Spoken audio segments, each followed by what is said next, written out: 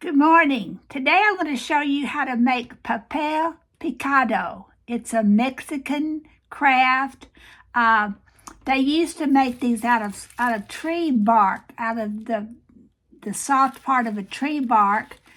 And I actually have 2 pieces of tissue paper. Usually you just use 1, but I'm going to use 2 so I can show you that the first step for this is to fold the paper over, about a 3/4 of an inch or an inch.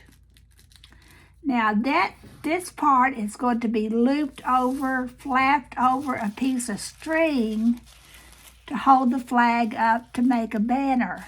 This is the way they make party banners or party garlands for their parties, the Mexicans did. I'm having a Cinco de Mayo party and also a Day of the Dead party.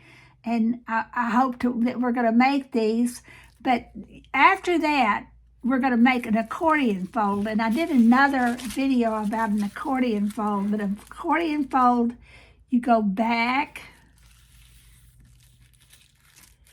And it's important to get these pretty much the same for this particular craft. Each time make your fold about the same. Because otherwise your cuts okay, I'm going to try to speed this up a little bit because I'm going slow. But so you make the accordion fold, and then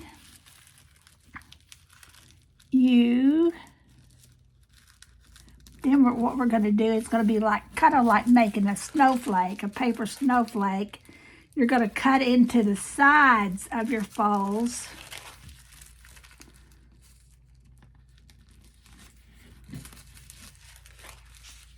I've actually seen people make the folds bigger, like twice as big, and then double fold that, and that's also a way to do it. And I may make another one doing that.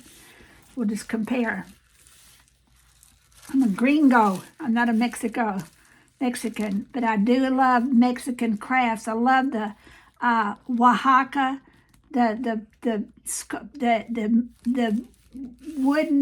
painted wooden animals that the Oaxacan Indians make. I love a lot of the Latin American crafts. The masks that they make. You know, I did something wrong. No, I didn't. I'm just on the wrong side. Okay, at this point, actually, how could that have left out? Okay, now then, remember that's the flap, and you're going to cut designs, and you see that mine is not folded perfectly over here. So it's not going to be perfect. But you know what? I'm not very perfect. But so what we're going to do is we're going to go here. First of all, what we're going to do, we're going to make kind of a pointed edge.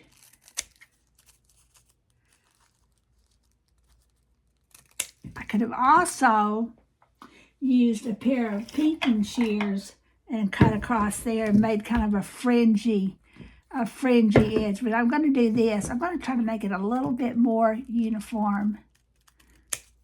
And then what we're going to do is we're going to come and we're going to cut shapes into the sides.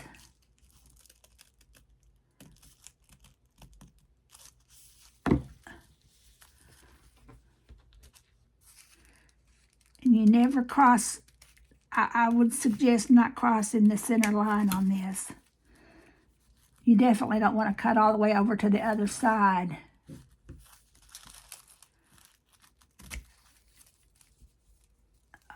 Wants to get out of the way.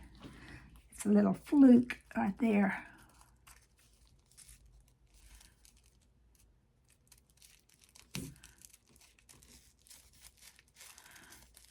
This folding and then cutting is also like a paper doll fold.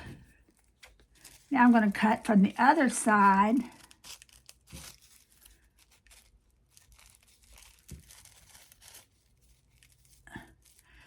I have a post about this, and I'm going to show you. I ordered this tissue paper from Amazon, and I have a variety of little folds, little cuts. I always am so eager to get on through there and see what we have that I'm afraid I'm not very patient.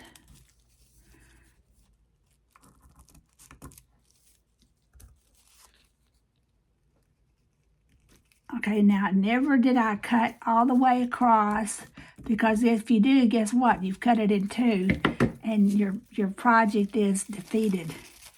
Now then, I have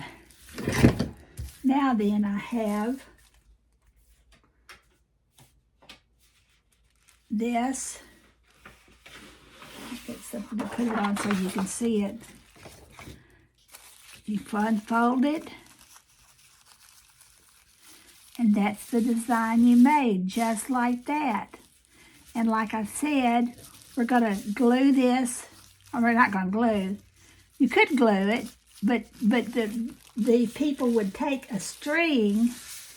In fact, when we make our Papel Picado banners, we're going to take a string, put right there in the fold, flap it over, and tape this over the string. So that's Papel Picado. This one is 2 pieces of paper. You have to have decent scissors, I'm going to tell you right now. And if you do, those little child scissors with the rounded tip, forget it. That's not going to get it.